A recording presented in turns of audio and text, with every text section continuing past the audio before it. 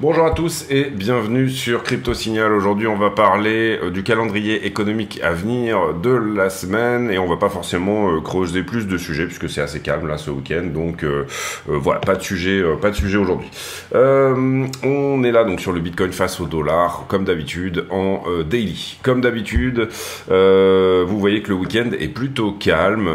En ce qui nous concerne, c'est toujours un peu le cas depuis la chute du SEN, du Silvergate Exchange Network. On a des week-ends qui sont très à plat. C'est des choses qui se trade, hein. Vous pouvez ici trader la volatilité sur Bitcoin, donc c'est tout à fait des choses qui peuvent se trader. Et en ce moment, on a effectivement des week-ends qui sont extrêmement calmes. Sur la structure daily, pas grand chose à dire, on est toujours sous résistance et on a ici un petit peu de mal à la passer. Je doute qu'on fasse ça avant la fin de la journée. Vous voyez ici tout le week-end qui a été assez plat. D'une certaine manière, on a réintégré le range ici, j'en ai parlé hier, mais ceci, c'est une bougie qui est bullish d'une certaine manière. D'une certaine manière, pourquoi? Parce qu'on voit que ici, tout a été racheté, donc ça c'est plus une prise de liquidité qu'un réel mouvement de vente. Il y a eu une forme de panique ici sur ce que nous disait la crypto à ce moment-là, c'est-à-dire un potentiel rejet du Bitcoin ETF qui était un petit peu la narration hype du moment. Et vous voyez ici que on a tout de suite regagné le niveau 1 heure, donc c'est relativement propre de ce côté-là. Et encore une fois, ici c'est une bougie de vente, mais elle a une tête, on va dire, qui est quand même plutôt bullish, très exactement comme quand vous voyez ce qu'on appelle un hammer. Hammer, c'est-à-dire vous avez un corps de bougie qui est tout petit, énormément de ventes et finalement tout ça est directement racheté. Et bien ça, ce sont des bougies qui sont bullish, sous-entendu le marché ici a racheté tout ce qui s'est passé et très rapidement. Hein, on parle de ici un mouvement qui s'est fait en 1 heure, a racheté tout ce qui s'était passé en dessous du point intéressant. Donc le support, encore une fois, a tenu. Voilà pour Bitcoin, sincèrement pas beaucoup plus de choses à dire. On est ici, c'est relativement mou et tout simplement vous avez les deux bornes. Encore une fois, cette 4 heures, si on arrive à vraiment la clôturer comme une 4 heures, et ben à ce moment-là c'est parti pour les 31,4 sans aucun problème. Si jamais on perd cette 1 heure effectivement et qu'il y a un nouveau mouvement de vente qui s'accélère, à ce moment-là c'est direction 29,2 puis 28,2 puis 27,2. On va passer sur Ether, Ether BTC qui est pareil assez mou en ce moment. On voit ici un potentiel support dans la zone des 0,062. Vous le voyez ici, on est en 15 minutes. Si on part sur le 4 heures, je vous avais parlé de la cassure ici. Et là, potentiellement, ça serait bien de tenir ce niveau-là. C'est-à-dire que c'est un niveau daily. Donc sous-entendu que ce soir on ne fasse pas une bougie entière dessous, mais là on est très loin d'être en dessous, vous le voyez. Enfin en tout cas ça serait bien que ce corps de bougie là entier ne soit pas là-dessous et qu'il réintègre assez rapidement encore une fois ceci qui est le support actuel. Ensuite sur Ethereum Dominance, c'est un petit peu la même chose, on temporise un petit peu. Sur Ethereum USDT, on a montré hier et j'ai fait un TikTok là-dessus. J'ai refait un TikTok aujourd'hui d'ailleurs sur un trade potentiel sur Flux, épaule tête épaule inversée, biseau. Vous comprenez que ici Bitcoin est venu chercher la target qui était le haut du biseau. En ce qui concerne Ethereum, il est en retard, donc est-ce qu'il va vraiment venir chercher cette target des 2130 ou est-ce qu'il va ici disposer, reprendre le temps? En tout cas pour moi ce biseau il est cassé et il est retesté, donc c'est extrêmement propre de ce côté là. Si jamais Bitcoin si jamais Ethereum veut bien nous donner ce mouvement jusqu'au 2002 à minima et on a des targets plus hautes pour ceux qui veulent rester plus longtemps dans ce trade, eh bien c'est le moment. C'est le moment de péter quoi? C'est le moment de péter les 1920 tout simplement. Stablecoin dominance, je sais pas s'il y a beaucoup de choses à dire, j'ai pas regardé avant de faire la vidéo. Oui, on est peut-être en train de perdre un bear flag, donc ça c'est bien. Sous-entendu, vous le voyez ici, cassure de ce flag vers le bas. Et là actuellement on travaille un support qu'il faut pouvoir casser si jamais on veut effectivement aller à notre target. Et notre target, je le rappelle, elle est autour des 8% sur la stablecoin dominance. Donc c'est pas trop mal non plus de ce côté-là. On peut estimer vraiment que ce flag est pété. Il y a eu réintégration du flag et puis ensuite on en est ressorti. Voilà, est-ce qu'on a un triangle ici comme ceci, un élargissement, quelque chose comme ça? Peut-être sincèrement. Pour moi c'est plus un flag. Donc voilà. pour le moment, c'est encourageant également sur la stablecoin dominance. Le problème étant qu'il faut qu'on arrive à péter le support qui est celui-ci. Vous le voyez ici, on avait temporisé. Ici, on a créé un W dont la ligne de coup est très exactement ce support. On a rebondi une fois, deux fois, trois fois dessus. Ici, quand on a fait cette grosse descente, on a rebondi également. Et là, on est un petit peu dans cette zone où on ne sait pas trop. Personnellement, je vous en avais parlé, il y a toujours la possibilité sur Ether BTC de descendre un petit peu plus bas. Mais tant qu'on tient ce support, on considère que on n'est pas dessus et donc que tout, pardon, sur la stablecoin dominance, autant pour moi. Oui, autant pour moi, je me suis complètement planté là. Ce que j'étais en train de dire, c'est oui, si on perd ce support sur la stablecoin dominance, autant pour moi, j'étais encore dans Ether BTC, et bien à ce moment-là, on peut éventuellement taper dessous. Ce support peut tenir, c'est ça aussi qu'il faut comprendre, c'est-à-dire que si ce support tient, et ben à ce moment-là, on revient revisiter à nouveau la borne haute, et donc du coup, ça voudrait dire un mouvement baissier sur les cryptos. Si la stablecoin dominance augmente, on baisse sur les cryptos. Si la stablecoin dominance diminue, on augmente sur les cryptos, puisque ça veut dire de l'USDT sur vos paires préférées. Voilà pour la partie technique, le Total 3 également. Total 3, vous voyez que pour le moment, on est peut-être en train de regagner ici la ligne de coup de ce double bottom. C'est effectivement une daily et on a eu effectivement une journée entière au-dessus de cette daily. Donc c'est un niveau qui pour moi est regagné dorénavant. Hier, on a réussi à clôturer en dehors de ce niveau-là et ça c'est plutôt une bonne chose. Pas de problème si on revient tester ici la trend, si ça reste juste une mèche, c'est-à-dire que c'est toujours un peu la même idée. En daily, on peut faire une mèche sous ce mouvement-là, mais il va falloir qu'elle soit rachetée immédiatement. On a parlé ici des double top également, tac comme ceci, double top, la target n'est pas du tout atteinte, elle correspond super bien à un bas de biseau, si jamais on y va, c'est-à-dire comme ceci, et ça c'est suffisamment intéressant pour en parler également. Maintenant en général les double top on est plutôt à 40% des targets atteintes, là où sur des double bottom ou sur des épaules tête-épaule, des choses comme ça, on est sur des pourcentages de targets atteintes beaucoup plus hauts. Là où c'est intéressant aussi, c'est qu'on est peut-être en train de péter cette trend-là de distribution. Sous-entendu, ce mouvement va peut-être temporiser et retrouver un petit peu une dynamique haussière, au moins pendant un certain temps. Sous-entendu, les alts les plus exotiques, c'est-à-dire que là, on regarde la market cap qui exclut bien évidemment Bitcoin et Ethereum. Les alts les plus exotiques pourraient éventuellement ici revenir performer un petit peu et ne pas aller sur ce bas de biseau. On va surveiller ça.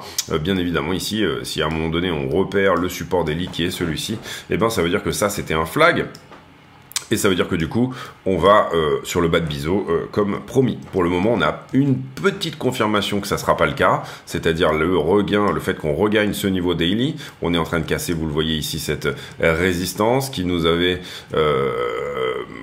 qui nous avait par le passé, qu'on avait essayé de passer, mais qui nous avait repoussé au moins 6 jours de suite. Là, on a eu ce petit mouvement baissier et désormais, on reprend un petit peu le momentum pour éventuellement repasser au-dessus. Attention, puisqu'on est sur la traîne de distribution, donc si jamais on la casse, ça pourrait être plutôt une bonne chose. Si jamais on se fait repousser par cette zone, ça serait plutôt une mauvaise chose. Et je pense que c'est un petit peu la semaine économique qui va nous donner ça. Personnellement, j'ai pas voulu, enfin j'ai pas vu énormément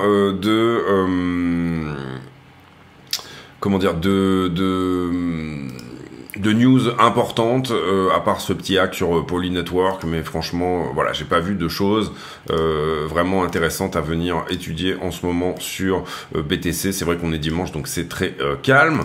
Et donc du coup, on va surtout regarder qu'est-ce que va nous dire la semaine prochaine en termes de rendez-vous économiques.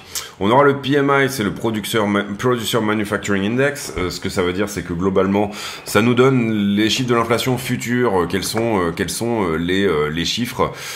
Pour produire aux États-Unis, ça coûte tant. On aura le rapport ADP 5 juillet, donc ça c'est important, sous-entendu, ça nous dira éventuellement combien de créations d'emplois ont été faites, et le rapport ADP est un rapport privé qui, 2 jours après en général, vous le voyez ici, est suivi du vrai rapport du BLS, donc du Bureau of Labor Statistics, qui lui va nous donner le vrai chiffre du chômage en ce qui concerne le mois de juin aux États-Unis. Donc ça c'est important. On aura les minutes de la Fed également qui vont sortir, donc ça sera pour mercredi 14h Eastern Time, ça doit nous faire un petit 18h chez nous. Et selon ce que vont dire ces minutes-là, on pourra effectivement dire que c'est du sérieux en ce qui concerne la volonté de Powell de continuer à augmenter les taux par 2 fois, par 2 niveaux de 0,25% sur le mois de juillet et le mois d'août. Ensuite, trade déficit aux États-Unis, donc de combien il y a plus d'importations que d'exportations, et c'est de combien, excusez-moi. Et donc du coup, bien évidemment, les chiffres du chômage, ça sera extrêmement important. D'ailleurs, le chômage, si on va voir la courbe ici, depuis le début de l'année aux États-Unis, eh bien, hop, on va se mettre en normal, comme ça. Eh bien, vous voyez un peu l'idée, qu'est-ce qui s'est passé. Vous voyez ici que on était depuis 2008, on était après la crise financière, la crise des subprimes de 2008. On avait eu ici un chômage qui petit à petit était venu redescendre. Ensuite, on a eu le Covid. Tout de suite, en quelques semaines, le chômage monte à 15% aux États-Unis, donc une valeur relativement historique. Et puis derrière, eh bien, on a cette ajout de liquidité dans l'économie et surtout cette idée au niveau du Covid. En ce moment, on est dans un contexte démographique assez difficile. Sous-entendu, il y a quand même une demande assez importante et on a beaucoup de gens qui, suite au Covid, n'ont pas voulu retourner au travail. Ou en tout cas, on a aussi, et également, et c'est un problème en cours, une assez forte baisse de la productivité au travail. Peut-être que l'intelligence artificielle va nous aider à corriger tout ça, mais en ce moment, eh bien, les gens travaillent de manière moins productive et ça voudrait dire qu'il faut plus de gens pour faire le même travail. Donc c'est pour ça qu'on a un taux de chômage assez faible aux États-Unis. Beaucoup de gens qui ont pris leur retraite suite au Covid parce qu'ils finalement ils se sont rendus compte qu'ils étaient bien à la maison. Beaucoup de gens également qui ont cumulé 2 jobs, c'est-à-dire que vous avez les gens les plus démunis qui sont finalement retournés en disant je vais aller faire des heures sup au Walmart du coin à faire le caissier ou ce genre de choses, ou à faire je sais pas de la sécurité, des choses comme ça, à aller je sais pas tondre les jardins des voisins, que sais-je. Et du coup, on a beaucoup de gens également qui ont pris un deuxième travail, donc ils ont pris le travail de quelqu'un. Donc on s'est retrouvé dans un contexte inflationniste avec finalement un marché du travail qui est en surchauffe. En tout cas, c'est mon analyse des choses. C'est peut-être pas celle qu'a Jérôme Powell, mais personnellement, c'est mon analyse des choses. Donc là, on a un chômage qui est à 3,7. Ça serait bien qu'il l'augmente un petit peu parce que Powell regarde beaucoup cette idée de surchauffe du marché du travail, inquiète beaucoup Powell. Pourquoi? Tout simplement parce que elle pourrait nous faire rentrer dans une spirale des salaires. Sous-entendu, vous avez ici des salaires qui augmentent parce qu'on n'arrive pas à trouver des employés, on veut les garder, et malheureusement cette augmentation des salaires pourrait engendrer d'elle-même, c'est relativement facile à comprendre, une augmentation des prix. Si j'ai plus d'argent, il y a plus de demandes. S'il y a plus de demandes pour la même quantité finie de biens et services, à ce moment-là, les prix augmentent et c'est une fonctionnalité du marché qui est tout à fait naturelle. Ici, on sait que Powell est prêt à accepter 4,40 à peu près en chômage. C'est-à-dire qu'il dit, je pense que on est sur un niveau ici qui est relativement cohérent. En fait, toute la zone qui finalement est ici, vous comprenez que 3,7, ça veut dire qu'on est quasiment au plein emploi aux États-Unis. Et Powell nous a dit lors de ses prévisions qu'il était prêt à accepter 4,40. On va voir ici ce que ça va dire. En tout cas, déjà, on va voir. Et le marché, si jamais on a un marché du travail qui ralentit, ça sera plutôt bon pour le marché action d'une certaine manière. C'est un peu contre-intuitif, mais voilà, puisque le marché action, d'une certaine manière, et c'est là qu'on comprend qu'il y a quand même un petit souci, le marché action va se dire, c'est bon, on amorce une forme de récession, si douce soit-elle, si possible, pourvu qu'elle soit douce. Vous vous rappelez de cette chanson, je sais plus qui c'est Mylène Farmer, je pense d'ailleurs, non, quelque chose comme ça. Bref, si on a une récession, entre guillemets, un ralentissement de l'économie, mais qu'il est tranquille, on devrait voir théoriquement le chômage monter à 4,40 et ne pas s'affoler.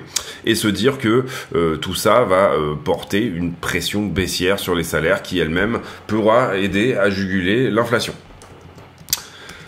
Et là où c'est relativement d'une certaine manière, vous comprenez que le marché espère une forme de récession ou un ralentissement de l'économie pour faire surperformer la sphère monétaire plus que la sphère économique. En ce moment, on a des narrations, ça fait 30 ans que ça dure, mais on a des narrations où finalement il faut regarder ce que va nous dire la sphère monétaire pour pouvoir comprendre comment vont performer les actions, plus que ce que va nous dire la sphère économique. Donc on est un petit peu en train de marcher sur la tête, et effectivement on est quand même dans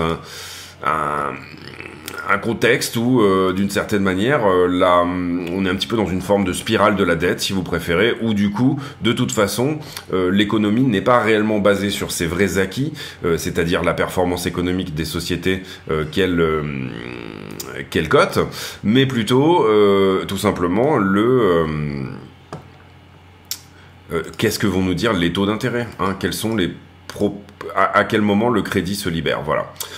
Très belle journée de vendredi, je crois que c'était vendredi, ça, oui c'est ça, fermeture jeudi, ouverture vendredi, très belle journée du S&P qui a ouvert en gap, donc il a des chances de venir retester quand même ce niveau, mais qui, vous le comprenez, ici a pété une résistance.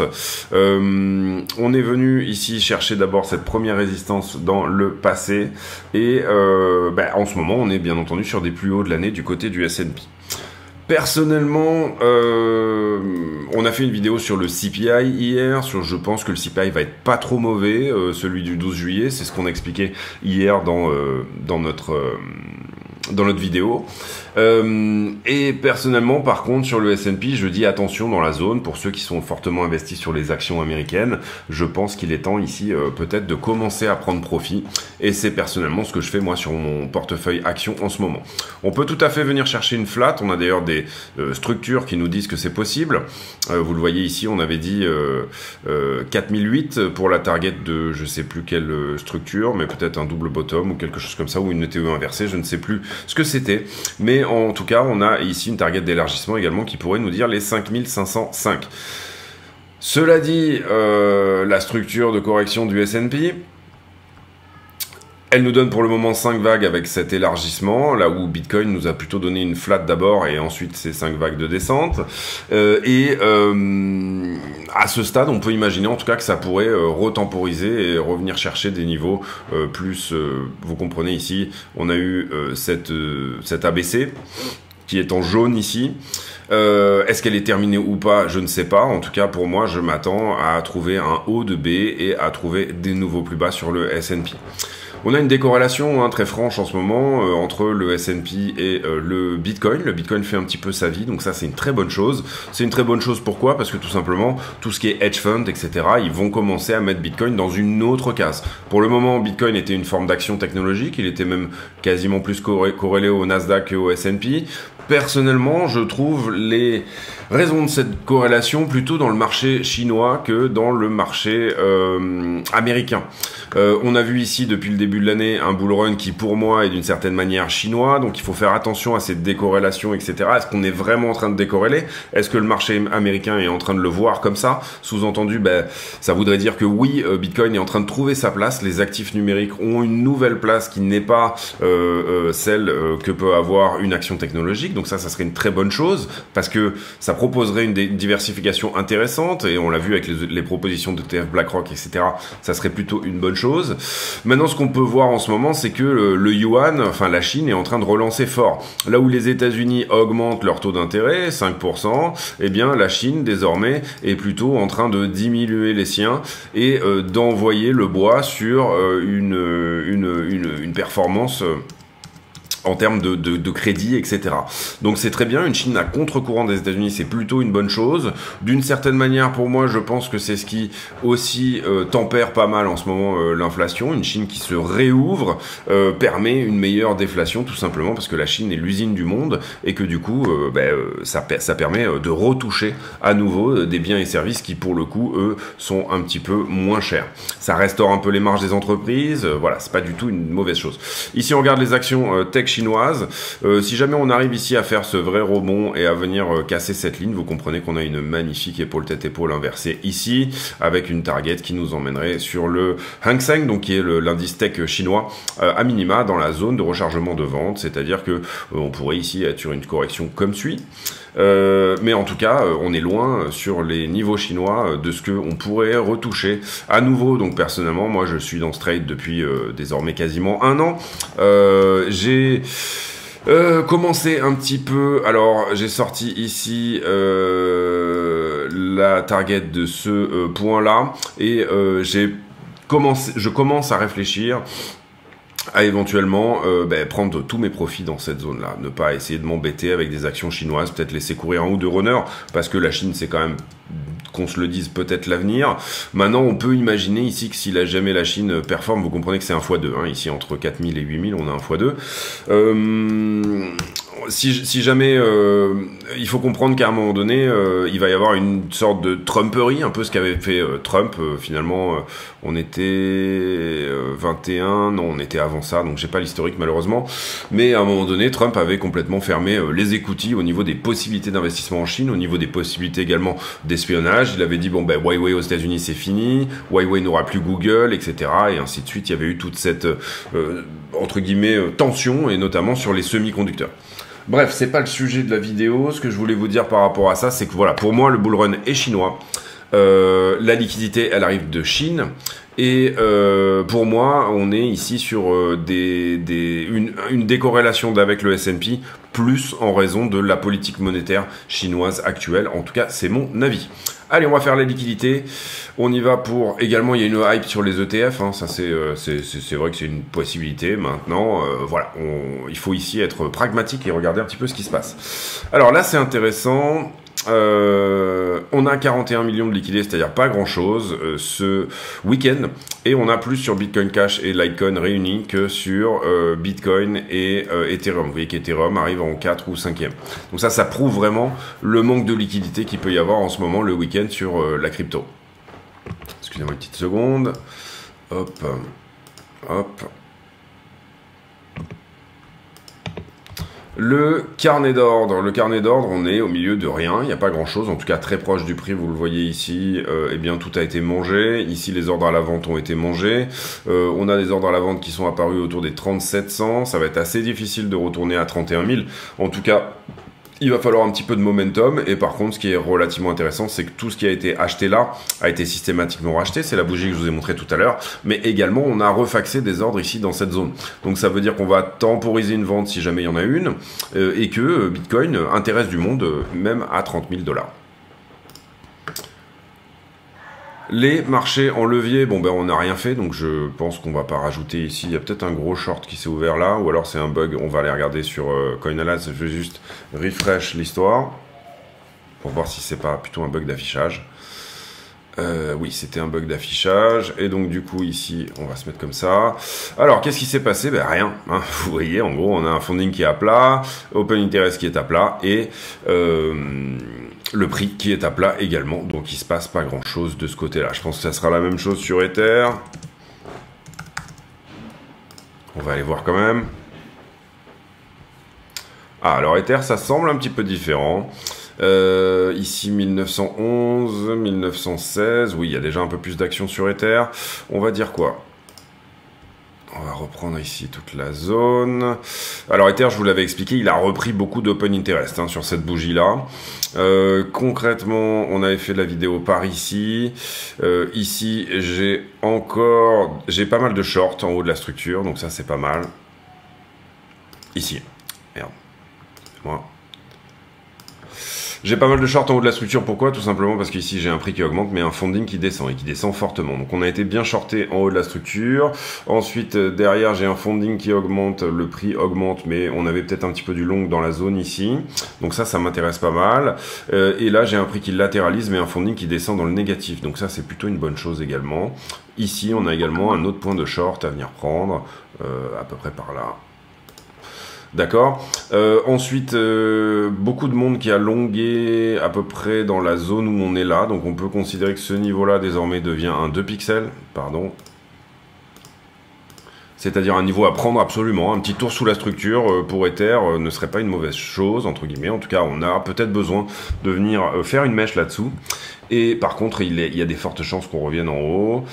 Ici, et si on revient en haut, vous comprenez que peut-être qu'on pète... alors, soit on revient retoucher les 1950, donc ça sera une mèche également, et ensuite on retemporise. Soit on pète la fameuse résistance des 1920 et on s'installe au-dessus. Et ici, très légèrement du long également, donc vraiment ce niveau est à prendre pour moi. Voilà, peut-être plus de choses, plus de mouvements à venir sur Ethereum que sur Bitcoin, à voir. Quand on regarde les poches de liquidité, on regarde ici, on voit que Bitcoin c'est à plat et c'est toujours à moins 2,59 milliards en position leveragée au-dessus du prix, c'est-à-dire, on va dire un delta qui est dans le rouge, donc plutôt haussier. Ici, par contre, sur Ether, on a un delta qui est dans le vert, donc plutôt baissier. On est remonté assez fort finalement sur toute cette montée-là. Et ici, vous voyez qu'on désormais, on est à peu près à plat. On a autant de longues que de shorts qui s'ouvrent. On est très légèrement baissier. Ça sous-entendait ce que je vous montrais, mais ça sous-entendait également qu'un tout petit tour sous la structure, ici, vous voyez, on peut déjà ici resetter toute cette zone-là, ne serait-ce qu'avec un petit tour sous les 1920. Puisque, on le voit ici, je vais essayer de zoomer pour vous montrer. On le voit ici, en fait, la structure ici, là vous voyez, on était toujours dans le rouge, et finalement quand est-ce qu'ils arrivent, les longues, on peut voir qu'ils arrivent à peu près sur la zone des 1880. Donc déjà, un petit tour sous les 1900, 1910, ça pourrait déjà quand même sortir un paquet de monde qui est rentré sur cette bougie. Beaucoup de monde en long sur Ether, donc attention à ça. Pour ceux qui ont ouvert ce long avec tout ce monde-là, je conseille quand même une prise de profit partielle parce que ça reste incertain dans la zone. Ici, vous voyez qu'on est à peu près à l'équilibre, peut-être légèrement plus de long que de short sur les 12 dernières heures sur BTC. Ensuite, sur la 7 jours, et ben on commence à jaunir en haut et on commence à jaunir en bas. Qu'est-ce que ça veut dire? Ça veut dire que, alors là on voit qu'effectivement il y a peut-être plus de monde sur la 7 jours à venir prendre sous les 24K, donc attention, il y a un mouvement baissier et tout, bien entendu toujours possible. Personnellement, moi ma target sur BTC c'est de venir prendre éventuellement cette zone là, et puis après on verra. Donc déjà peut-être dépasser éventuellement les 32-33 000 $, ça pourrait être intéressant. Vous voyez ici quand même qu'on a bien jauni dans la zone des 29,3, là où on avait ici pris cette zone-là en faisant la mèche, la fameuse mèche de potentiel rejet de l'ETF Bitcoin BlackRock. On est repassé dans le jaune, ne serait-ce que sur les 2 derniers jours. Donc on a pas mal de monde en long sur ce mouvement. Et à l'inverse, vous le voyez ici, la one month, donc la 1 mois, est plutôt bien nettoyée. Et là, pour le coup, ça nous dirait plus qu'il y a vraiment un gros truc à venir prendre sous les 24. Le gros support du moment, c'est 25. Donc, si on revient le visiter, on a peut-être des chances de faire une mèche sous les 24, encore une fois. Ici, on voit sur Ether que sur les 12 dernières heures, on a été plutôt shorté. Donc c'est ce que je vous ai expliqué dans la petite structure, et elle-même plutôt plus shortée que longuée, en tout cas j'ai l'impression. Et puis, par contre, on a du monde qui est rentré sur ce mouvement-là. Vous le voyez, c'est ce qu'on voit ici sur la One Week. Ils n'étaient pas là avant, on n'était pas extrêmement vert dans la zone, et là, par contre, on est devenu extrêmement vert. Personnellement, j'aurais tendance à dire que c'est même eux qu'on est en train de regarder là, c'est-à-dire venir chercher sous les 1905, venir prendre cette toute petite zone, pourrait éventuellement nous permettre derrière d'avoir le momentum pour revenir rechercher tout ce qu'il y a au-dessus. Néanmoins, vous le voyez, ici, on est à peu près à l'équilibre, pas beaucoup de jaune dans un sens ou dans l'autre. Ether est un petit peu boudé en termes d'open interest. On est venu chercher nos shorters ici, on avait cette bougie à prendre au-delà des 1920, malheureusement ça n'a pas concrétisé plus que ça. Vous voyez qu'on n'a pas pété le niveau, on n'a pas dessiné cette fameuse épaule tête épaule inversée, en tout cas pour le moment on ne l'a pas cassé. Et par contre sur Ether on voit très bien ici que il y a beaucoup plus de valeur au-delà de 2100 que en dessous de 1005, en tout cas pour le moment c'est en train de jaunir bien dans la zone là ici, et là on est peut-être un petit peu mûr sur la one month. Personnellement je regarde beaucoup la 7 jours, un peu moins la one month, là 1 mois, donc du coup voilà, pour le moment pour moi c'est relativement clair que si Bitcoin même latéralise, Ether pourrait nous donner éventuellement une jolie poussée. On revient sur le prix de Bitcoin et on fait une conclue de cette vidéo. C'est très calme, c'est le week-end, on se fait chier, il n'y a pas grand chose à faire, vous le voyez ici, et tout est vraiment extrêmement mou. Pour le moment sur Bitcoin, même sur la 1 heure, pour moi il n'y a pas énormément de choses à dire. Peut-être un triangle, et encore, voilà, c'est pas extrêmement beau. Pour moi, cette structure est pas extrêmement belle sur Bitcoin. J'ai pas forcément envie de dire que c'est extrêmement sexy d'accumuler du longueur ici, vous le voyez. Et on a cette espèce de structure en montée, et donc en général, ça sous-entend que on aura peut-être un nouveau petit tour à venir faire en bas de range. En tout cas, c'est pas une structure qui est extrêmement belle. Si jamais là on avait cassé ça, donc ça c'était plutôt une structure d'achat effectivement, même il aurait fallu aller venir prendre la liquidité là-dessous, et que là on en était sorti, je dirais oui, c'est cool, c'est plutôt pas mal, mais pour le moment je trouve que c'est pas extrêmement sexy ce qu'il est en train de se passer là au-delà de ce mid-range. Là où c'est intéressant, c'est qu'on a réussi à repasser le mid-range et qu'on essaye de rebondir dessus pour le moment. Ça pourrait très bien casser en haut. Vous voyez qu'ici on a quand même un niveau qui accumule également du short. Donc ça pourrait venir faire un tour ici, et vous voyez que sur la structure un peu plus grande, ben, on a à peu près autant de choses en termes de stop à venir chercher au-dessus que au-dessous. Donc ça, ben, c'est malheureusement le prix qui va nous le dire. Ce soir, peut-être à l'ouverture des futurs autour de 23 h, peut-être également la session chinoise qui va nous donner une résolution sur toute cette histoire-là. Donc on aura peut-être du mouvement cette nuit, en tout cas c'est possible. Qu'est-ce que je peux vous dire d'autre? Et ben voilà, on a fait le tour, je pense. Est-ce qu'on va regarder la 5 minutes? Oui, alors sur la 5 minutes, on a peut-être ici un W qui a été créé, qui pourrait nous donner un léger retournement de cette petite structure. Vous voyez qu'ici on est baissier sur la 5 minutes comme ceci. Et là on a un support qui s'est créé. On a un petit W ici qui est venu retester. Donc on a même un triple bottom avec une target qui serait de revenir prendre ici les 30 554. Donc ça c'est pour la toute petite structure. C'est peut-être pour cet après-midi. Derrière on a quand même un support crédible mais qui peut être méché pour prendre la liquidité et repartir au-dessus. Ce qu'on a vu également, et ce qui est important de comprendre, c'est que, et je voudrais pas faire une vidéo trop longue aujourd'hui, donc du coup on va quand même vite fait aller clôturer sur l'idée ici. Ben, c'est que Ether, vous comprenez, le funding il est plutôt neutre, hein, on a bien reset le funding ici sur la structure, donc c'est encourageant pour Ether, pour venir casser cette fameuse résistance. Comprenez bien que les endroits où on a un funding qui est neutre, voire négatif en général, ça a tendance à pousser derrière. Donc ça c'est important, vous avez un ratio long short mais en fonction de la valeur, c'est ça qui peut être intéressant. Et sur Bitcoin on reste dans des niveaux tout à fait acceptables, c'est-à-dire les 0,072. On est positif certes, mais d'une certaine manière vous voyez qu'on reste dans des niveaux acceptables. Intéressant aussi, là on voyait qu'on était dans le rouge et on a continué à baisser, hein, ça ne veut pas dire que la liquidité fait nécessairement ce que dit tout simplement BTC, mais par contre derrière on est venu short squeezer toute cette histoire là, donc on n'a pas laissé la liquidité ici tout simplement se mettre en place et gagner, on est venu les chercher. Voilà pour cette vidéo, j'espère qu'elle vous aura plu. J'ai pour habitude en fin de vidéo de poser une question à la con. Déjà, je vais vous conseiller de mettre un like si vous avez apprécié la vidéo, c'est très important. Mettre un like, un pouce bleu, vous abonner si ce n'est pas déjà fait, activer la cloche des notifications, etc. J'ai pour habitude en fin de vidéo de poser une question à la con, c'est-à-dire une question qui n'a rien à voir avec le prix du Bitcoin. Et en l'occurrence, la question du jour aujourd'hui, j'en ai posé plein, il va falloir que je trouve une idée. Je vais mettre en pause une petite seconde. Tiens, une question un peu avec un peu de profondeur aujourd'hui. Si on vous demandait quelle a été la plus importante innovation de l'humanité, quelle serait-elle? Voilà, ça serait ça ma question. Qu'est-ce que vous, si vous deviez dire la plus importante création de l'humanité et invention, qu'est-ce que vous diriez? Abonnez-vous, mettez un like, abonnez-vous également au TikTok, éventuellement venez me suivre sur Twitter. Voilà, n'hésitez pas ici à pousser la chaîne.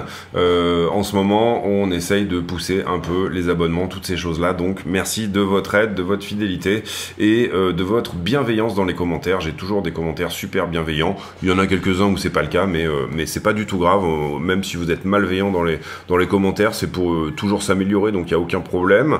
Et voilà, je ne supprime aucun commentaire sur la chaîne. J'en ai plein en retard. Il va falloir que je me prenne au moins 1h30, 2 heures pour répondre aux commentaires que j'ai en retard. Mais voilà, c'est un petit peu manque de temps, manque de motive là-dessus. Donc du coup, je vais le faire très vite. Je vous souhaite à tous une excellente journée. On se retrouve demain. Merci à tous. Ciao.